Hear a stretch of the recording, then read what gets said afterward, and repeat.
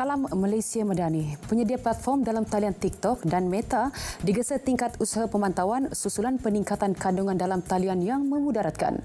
MCMC dan PDRM memaklumkan perkara itu dipersetujui dalam mesyuarat bersama kedua-dua penyedia platform di Ibu Pejabat MCMC semalam yang dipengerusikan Menteri Komunikasi Fahmi Fadil. Ia merupakan usaha bersepadu MCMC bersama pelbagai jabatan dan agensi penguatkuasaan bagi menangani penyebaran kandungan yang menyentuh sensitiviti 3R.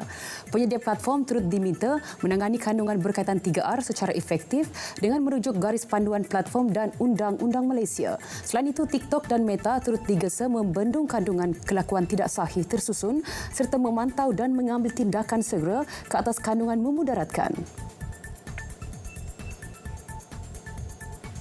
Sebanyak 1,639 notis di bawah Seksyen 32B Akta Makanan 1983 dengan nilai kompaun berjumlah RM163,900 telah dikeluarkan dalam operasi kebersihan dan keselamatan makanan di Bazar Ramadan bermula 12 Mac hingga 5 April lepas. Kementerian Kesihatan KKM memaklumkan notis dikeluarkan kepada pemilik premis, wakil premis dan pengendali makanan atas pelbagai jenis kesalahan. Sehingga 5 April 2024, KKM menerima 29 aduan berkaitan makanan yang dijual di Bazar Ramadan seluruh negara. Sebanyak 20 aduan diselesai disiasat manakala 9 aduan masih dalam siasatan. KKM turut memaklumkan sebanyak 1,299 lokaliti Bazar Ramadan di seluruh negara telah diperiksa melibatkan pemeriksaan sejumlah 43,304 premis. Daripada jumlah itu, sebanyak 3 premis makanan diarahkan tutup di bawah Seksyen 11 Akta Makanan 1983 menurut KKM. Seorang kontraktor mengaku tidak bersalah di Mahkamah Majistret Sungai Siput atas 2 pertuduhan memandu secara berbahaya sehingga menyebabkan kematian 2 beradik minggu lepas. Lee Kin Peng, 52 tahun, didakwa memandu pacuan 4 roda dengan cara berbahaya kepada orang awam sehingga menyebabkan kematian kepada Ahmad Zuhal Nur Azlan, 17 tahun. Tertuduh juga didakwa atas kesalahan sama sehingga menyebabkan kematian Ahmad Marik Nur Azlan, 13 tahun. Kedua-dua kesalahan itu dilakukan di kilometer 38 Jalan Ipoh Kuala Kangsar pada 5 April lepas. Majistret Nurul Ashifah Rezwan kemudian membenarkan tertuduh diikat jamin RM6,000 secara kolektif untuk kedua-dua pertuduhan dengan seorang penjamin.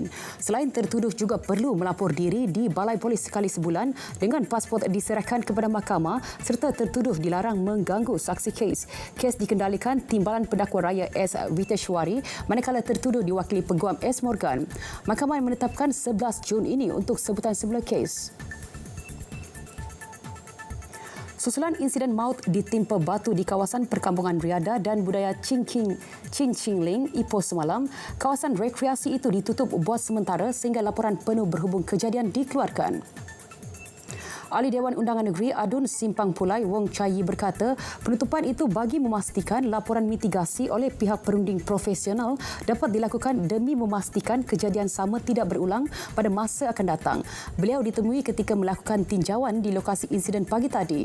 Dalam kejadian sekitar 11.30 pagi semalam, seorang pemandu pelancong berusia 44 tahun disahkan maut selepas ditimpa batu di kawasan rekreasi tersebut.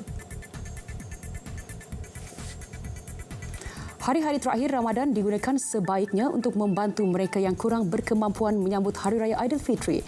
Di Padang Terap Kedah, 50 keluarga kurang berkemampuan termasuk penoreh getah dan pesawat menerima sumbangan Aidilfitri. Sumbangan berupa barangan keperluan harian itu disumbangkan Ghazali Shafiq Graduate School of Government, GSGSG, Universiti Utara Malaysia, UUM. Ia disampaikan Timbalan Dekan GSGSG, Profesor Madya, Dr. Kamarul Azman Khamis dan Ahli Lembaga Pengarah Lembaga Getah Malaysia, LGM, Datuk Badrul Hisham Hashim di Kampung Lubuk Merbau, Pedu. Menurut Profesor Madya, Dr. Kamarul Azman, sumbangan tersebut merupakan program tanggungjawab sosial korporat CSR pihaknya bersama komuniti setempat. Sekian berita semasa dari Sungai ke Segara, Palestin pasti merdeka. Salam Malaysia Madani.